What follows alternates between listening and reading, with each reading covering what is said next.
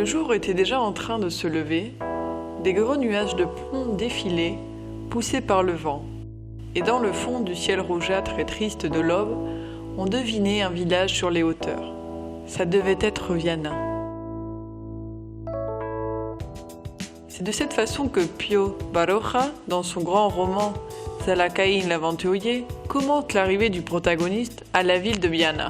Effectivement, Viana s'élève dans un haut plateau de 469 mètres dans l'extrême sud occidental de la Navarre. Appartenant au bailliage de Estella, son territoire communal se délimite au sud avec l'Ebro. C'est la frontière naturelle qui le sépare de la Rioja et à l'ouest touche les premières terres d'Alaba. Au nord, la Sierra de Condes réduit la pénétration des pluies et des vents de l'Atlantique en un terrain composé par des petites vallées et des petits ruisseaux et qui descend jusqu'à l'Ebro et des terres fertiles l'entourant. Dans cette immense plaine, au climat méditerranéen, s'entassent d'abondants arbres fruitiers des marécages, des terres irrigables qui complètent ainsi une offre agricole variée de cultures de terrains non irrigués, comme par exemple les céréales, les vignes, les oliviers et amandiers.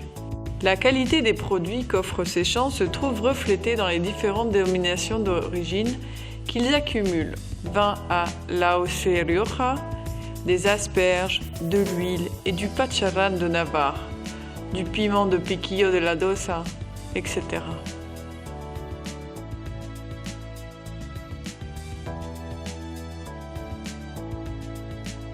C'est précisément la générosité de ces terres qui a favorisé une très ancienne présence humaine en elles. Un biface ou une hache pour main, datant de 200 000 ans avant Jésus-Christ, montre que déjà dans le Paléolithique inférieur, des groupes d'hommes jouissaient des ressources de l'environnement.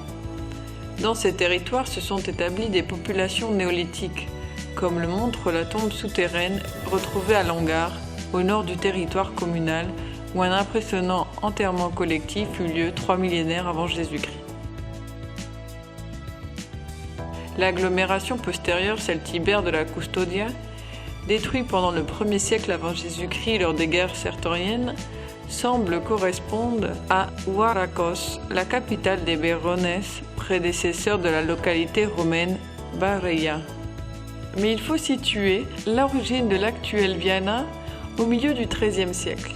C'est en 1219 que Sancho VII el Fuerte fonda cette ville avec comme fin de l'utiliser comme bastion militaire du règne de Navarre sur la frontière avec les terres de Castille. Le centre urbain reflète un dédale de rues étroites, entouré par des murailles. Et ce caractère de ville-forteresse est toujours manifeste. Son emplacement sur les tracés du chemin de Saint-Jacques lui a permis de recueillir des idées, des personnes et d'être influencé par tous les coins de l'Occident européen. Au XVe siècle, le roi Carlos III el Noble fonda la principauté de Viana pour son petit-fils Carlos, suivant ainsi une règle que d'autres monarques européens en France, en Angleterre, mais aussi à Aragon et en Castille avaient déjà établi, avec comme titre respectif le dauphin, celui de Galles, celui d'Asturie ou l'autorité de Gérone.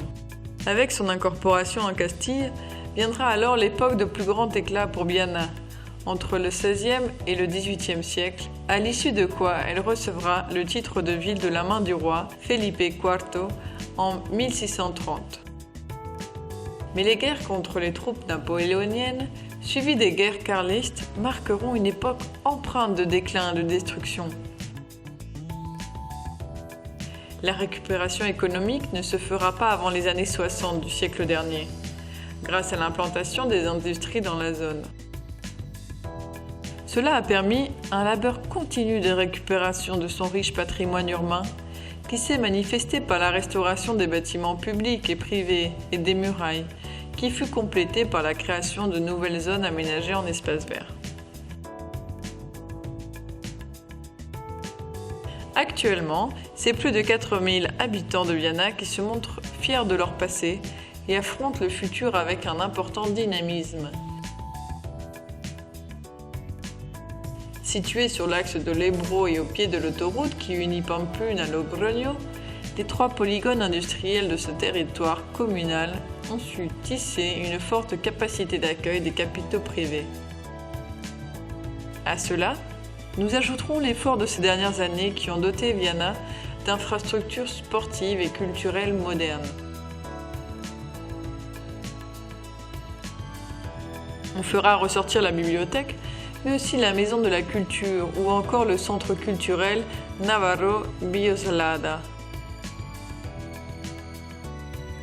On notera qu'aux alentours, on découvre un environnement naturel privilégié, le lac des Cañas, un des marais de Navarre les plus importants, qui a été déclaré réserve naturelle et zone de protection pour les oiseaux. Sur ces 100 hectares, des martinets, des garzettes, des hérons impériaux y font leur nid, et certaines espèces comme le vanneau, le canard royal ou la foulque viennent y passer l'hiver. L'observatoire d'oiseaux, El Bordone, permet de contempler cette richesse écologique qui regorge de nombreux amphibiens, de reptiles et de petits mammifères dans un environnement végétal très particulier.